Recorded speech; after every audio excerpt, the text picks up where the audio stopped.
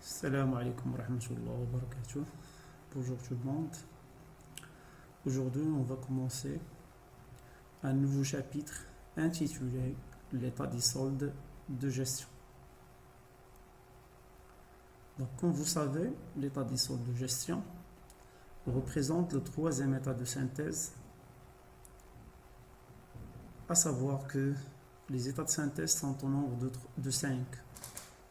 L'état des soldes de gestion, il est placé en troisième position après le bilan et le CPC.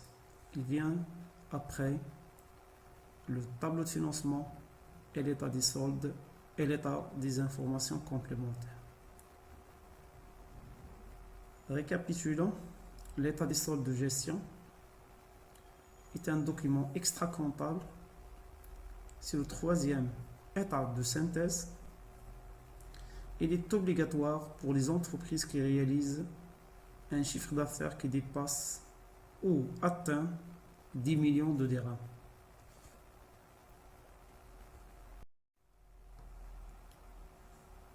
Donc la première question qui se pose, c'est quoi un état de solde de gestion, un ESG? Comme je le disais, l'état des soldes de gestion représente le troisième état de synthèse. À noter que les états de synthèse sont au nombre de 5, comme j'ai déjà expliqué. Le bilan, c'est le premier état de synthèse. Le CPC, c'est le deuxième état de synthèse. Vient en troisième position l'état des soldes de gestion, notre sujet d'aujourd'hui. Quatrième état de synthèse, c'est le tableau de financement. Et le cinquième état de synthèse, c'est l'état des informations complémentaires, ou bien ce qu'on appelle l'éthique. Donc l'état des soldes de gestion, il est obligatoire pour les entreprises qui réalisent un chiffre d'affaires supérieur ou égal à 10 millions de dirhams. Auparavant, il était obligatoire pour les entreprises qui dépassent ou atteignent 7,5 millions de dirhams. Mais cette fois-ci, après les modifications, l'état des soldes de gestion il devient obligatoire pour les entreprises qui atteignent ou dépassent 10 millions de dirhams.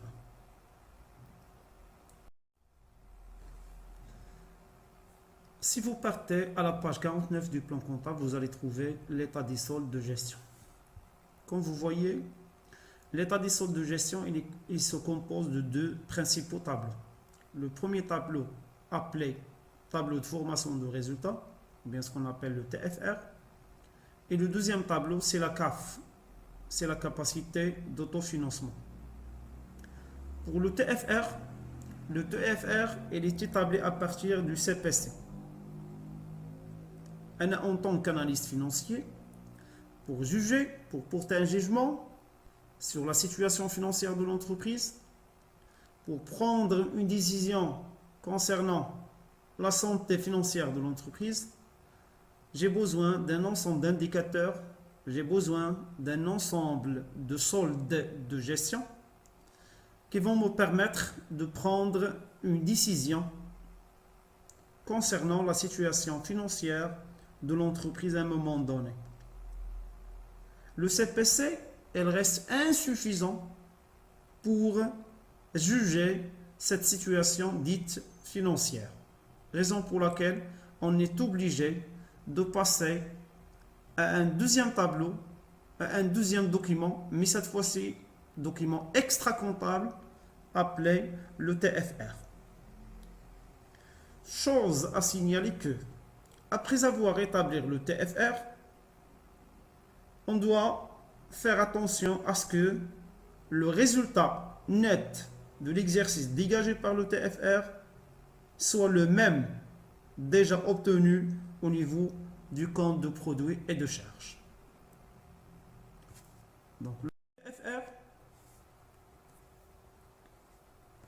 le tableau de formation de résultats, si vous allez à la page 49 du plan comptable, vous allez le trouver. Donc sa structure se présente comme suit. Vente de marchandises en l'état moins achat revendu de marchandises nous donne marge brute. Production de l'exercice égale vente de biens et services produits plus ou moins variation de stock de produits. Pourquoi on a mis plus ou moins? Parce que la variation de stock, il peut être à la fois positif comme il peut être négatif. Raison pour laquelle, si la variation est positive, on va mettre plus. Si la variation de stock est négative, on va mettre moins. Plus immobilisation produite par l'entreprise pour elle-même. Consommation de l'exercice égale achat consommé de matières et fournitures plus autres charges externes. La valeur ajoutée. La valeur ajoutée égale marge brute plus production de l'exercice moins consommation de l'exercice. À savoir que la marge brute nous donne une vision générale sur l'activité commerciale de l'entreprise.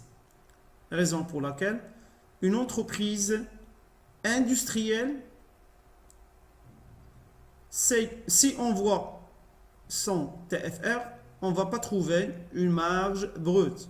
Pourquoi? Parce que cette entreprise elle est spécialisée dans la fabrication, la transformation. Ils ne vendent pas de marchandises et ils n'achètent pas des marchandises. Raison pour laquelle la marge brute va être égale à 0. C'est bon? Donc, valeur ajoutée plus subvention d'exploitation, moins impôts et taxes, moins charge du personnel, nous donne excédent brut d'exploitation dans le cas où elle est positive. Si le résultat est négatif, dans ce cas-là, on va l'appeler insuffisant brut d'exploitation. Je répète.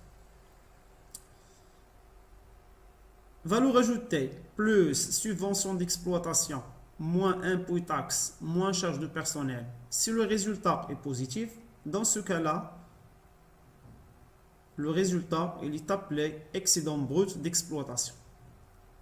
S'il est négatif, on va l'appeler insuffisant brut d'exploitation. Plus autres produits d'exploitation, moins autres charges d'exploitation, plus reprise d'exploitation, transfert de charges, moins dotation d'exploitation nous donne un résultat d'exploitation. Ce résultat d'exploitation dégagé au niveau du TFR doit être le même obtenu au niveau du compte de produits et de charges. Plus ou moins un résultat financier, كيف ما قلت لكم tout à l'heure, علاش كندير زايد او ناقص لان الريزولتا فينانسي تقدر تكون بوزيتيف comme il peut être négatif. Il est quand positif, on va mettre plus. Il est quand négatif, on va mettre moins. Résultat d'exploitation plus ou moins résultat financier nous donne un résultat courant. Résultat courant plus ou moins résultat non courant, moins impôt sur résultat nous donne un résultat net de l'exercice. Passons d'abord à la capacité d'autofinancement. Avant de procéder au calcul de cette dernière, il vaut mieux la définir. Donc la capacité d'autofinancement, c'est l'ensemble des ressources financières dégagées par l'activité de l'entreprise, que ce soit courante ou non courante.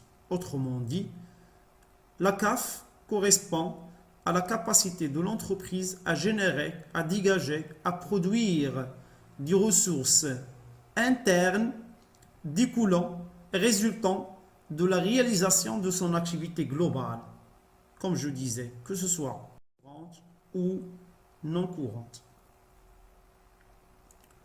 Pour calculer la CAF, on fait recours à deux principales méthodes. La première méthode dite méthode additive et la deuxième méthode dite méthode soustractive.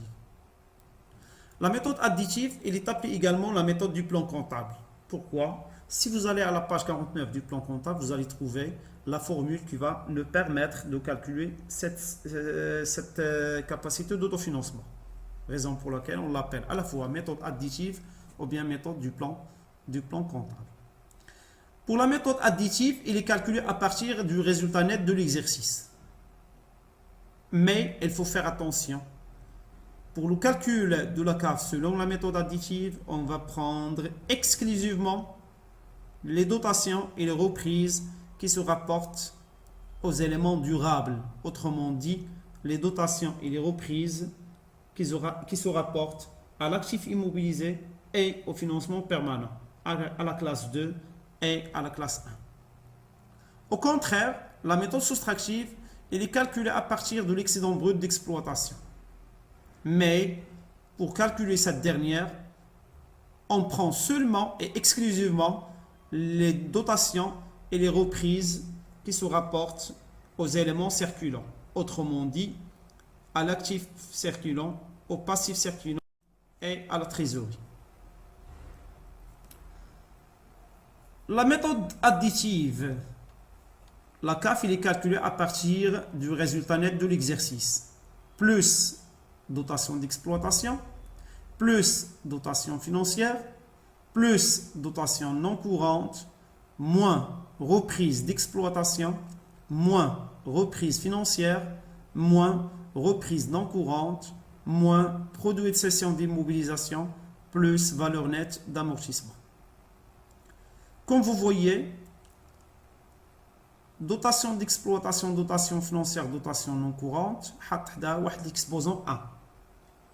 بعبارة أخرى 1 المعنى ديالو أنني في هذه لي دوطاسيون كنستثني كنحيد لي دوطاسيون اللي عندهم علاقة بلاكتيف سيركيلون اللي عندهم علاقة بالباسيف سيركيلون واللي عندهم علاقة بلا تريزوري يعني خصني نخلي فيهم غير لي دوطاسيون اللي عندهم علاقة بلاكتيف إيموبيليزي وبالفينونسمون بيرمانون بعبارة أخرى غناخد seulement les dotations liées à l'actif immobilisé et au financement permanent. Et je vous donne un exemple, comme le cas des dotations d'amortissement. Les dotations d'amortissement, ils sont considérés comme des dotations durables. Okay? Je vous donne un autre exemple, les dotations aux provisions durables pour risques et charges. Les amortissements, ils concernent les immobilisations. Ils concernent un élément d'actif immobilisé. Donc, toute dotation qui se rapporte aux amortissements, il est considéré comme une dotation durable. La même chose, les dotations aux provisions durables pour risques et charges. Les provisions durables pour risques et charges, ils sont considérés comme un élément du financement permanent, la classe 1. Donc, toutes les dotations liées aux provisions durables pour risques et charges, il est considéré comme des dotations stables, des dotations durables. Sur les reprises, moins reprise d'exploitation, moins reprise financière, moins reprise non courante, exposant 2. 2, c'est-à-dire que les reprises, toutes les reprises qui se rapportent à l'actif circulant, au passif circulant et à la trésorerie. Seulement si les éléments durables, toutes les reprises qui se rapportent aux éléments durables, toutes les reprises liées à l'actif immobilisé et au financement permanent, toutes les reprises liées à l'actif circulant, au passif circulant et à la trésorerie sont à exclure. ما ناخذهمش. غير واحد النقطة à signaler au niveau des reprises non courantes, غنزيد ندخل فيهم les reprises sur subvention d'investissement. Les reprises sur subvention d'investissement sont considérées comme des reprises durables. Donc, nous allons d'abord les exposants 1, 2, 3. Donc, comme vous voyez, 1, il y a les dotations à l'exclusion des dotations relatives aux actifs, passifs, circulants et à la trésorerie. Les reprises كتحط حداهم واحد l'exposant 2 يعني les reprises كنستثني منهم les reprises relatives aux actifs passifs circulants et à la trésorerie. L'exposant 3 اللي كاين حدا reprise non courante يعني بغيت نوصل لك ان reprise non courante كتدخل فيها les reprises sur subvention d'investissement لانها كتعتبر comme élément durable. بالنسبة à la méthode soustractive, comme je disais tout à l'heure, la méthode soustractive, il calcule la CAF à partir de l'excédent brut d'exploitation. Bien sûr, il est qu'un positif. Il est qu'un négatif qui se mine insuffisant brut d'exploitation. Donc, plus autres produits d'exploitation, moins autres charges d'exploitation, plus produits financiers. Et là, il faut faire attention, s'il vous plaît, chabab. Au niveau des produits financiers, كنحيد منها les reprises sur subvention, sur provision réglementée, كنحيد منها les reprises sur provision durable وكنحيد منها les reprises sur amortissement. علاش؟ السؤال اللي كيطرح نفسه علاش؟ Le contraire ديال la méthode additive, la méthode soustractive كتاخد seulement et exclusivement les éléments circulants. يعني أي حاجة، أي دوتاسيون، أي reprise اللي مرتبطة بالاكتيف سيركولون، مرتبطة بالباسيف سيركولون ومرتبطة بلا تريزوري. أي حاجة، أي دوتاسيون، أي reprise مرتبطة بالاكتيف immobilisé ومرتبطة بالفينونسمون بيرمانون ما تناخدهاش في لا ميثود سوستراكتيف.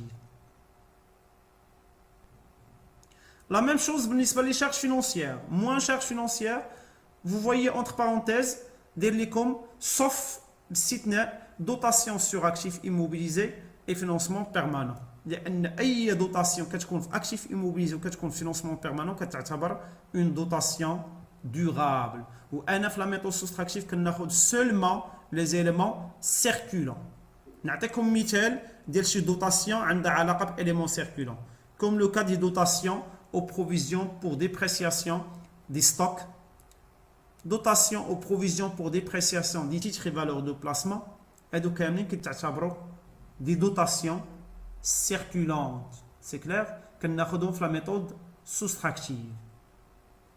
Plus produits non courants, et les produits non courants, qu'on les produits de cession des immobilisations, qu'on les reprises sur subvention d'investissement ou qu'on toutes les reprises sur provision durable ou réglementée لأن كامل هادشي اللي بين قوسين كيتعتبروا des éléments durables. وأنا في la méthode soustractive je dis et je redis كناخد غير les éléments circulants. La même chose بالنسبة les charges non courantes. Moins charges non courantes, les charges non courantes كنستثني منها la VNA, la valeur nette d'amortissement des immobilisations cédées. Constitue également les dotations sur actifs immobilisés et financement permanent. Moins impôt sur résultat, plus toutes les reprises d'exploitation qui se rapportent aux éléments circulants, moins toutes les dotations d'exploitation qui se rapportent aux éléments circulants. Comme ça, je vais calculer la CAF selon la méthode soustractive.